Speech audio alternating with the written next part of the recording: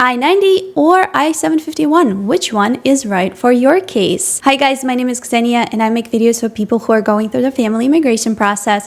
I'm not an attorney. My videos are based on public information, my own experience, and the experience of my subscribers. And the purpose of my channel is to give you guys the confidence to go through this process completely on your own. When you get approved for a marriage-based green card, on your green card, you will see the name of your green card category. Your category will either say CR or IR. The CR stands for conditional resident and IR stands for immediate relative category. And the only difference between these two categories really is the expiration date. The IR category green card holders get a green card that lasts 10 years. However, the conditional residents receive a green card that expires after 2 years only. The only reason you would receive a conditional green card is if at the time of your green card approval, your marriage to your petitioner was less than 2 years old. USCIS or Department of State basically tells you that you gave them enough evidence to give you a marriage-based green card, however, not enough evidence to trust you completely. And in 2 years' time, they want you to prove to them again that your marriage was a good faith marriage, that there was no fraud involved, because usually young marriages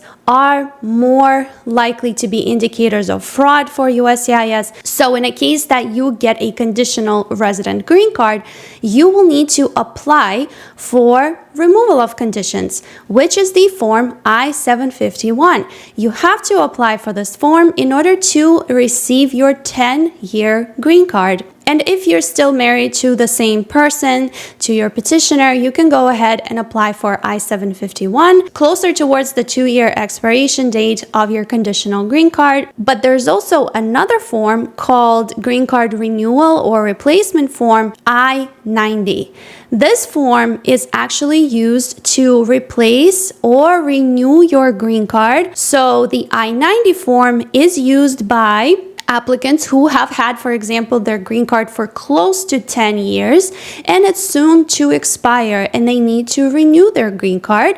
Of course, that is if they don't wish to apply for naturalization, for example, or maybe they are ineligible to apply for naturalization and they continue to renew their permanent resident status. Other cases, the I-90 can be used if you lost your green card or if it was damaged. And sometimes conditional residents get confused which form they must submit. More often than you would think, people by error apply for I-90 instead of I-751, and that causes a huge issue for them down the line when it's time for them to apply for naturalization.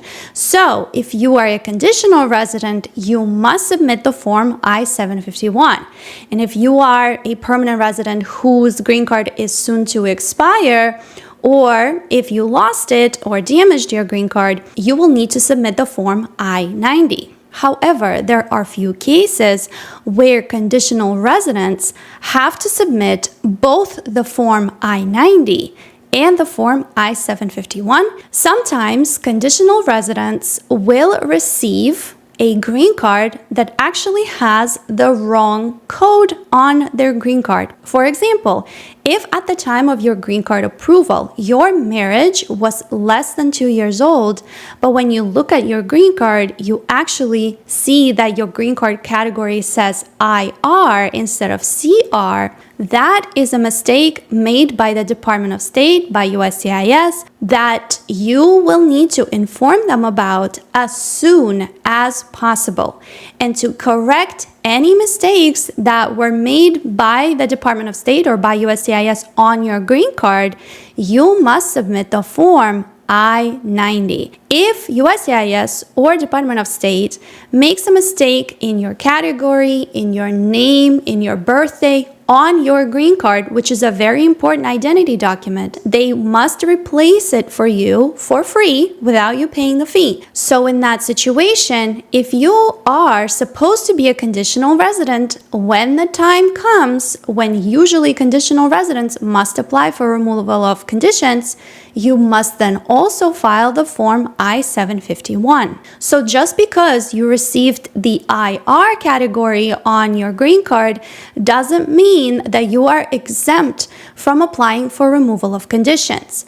There have been quite a few cases where applicants thought that they skated under the radar and they accidentally received a 10-year green card. When it was time for them to apply for naturalization, USCIS looked at their case and said, wait a minute, you are actually a conditional resident and you never applied for removal of conditions, so we're going to deny your naturalization case. Ideally, you would receive your corrected green card before you must apply for removal of conditions. But because the processing times these days are so long, you may not even receive your corrected green card before it's time for you to apply for removal of conditions. So it's very important that you also keep track of time and don't miss the opportunity to apply for removal of conditions. So I hope that you found this video useful. Please let me know if you would like me to make the step-by-step guide for the I-90 application. Subscribe to this channel if you haven't already. Give this video a thumbs up, and I hope to see you guys in my next video. Bye!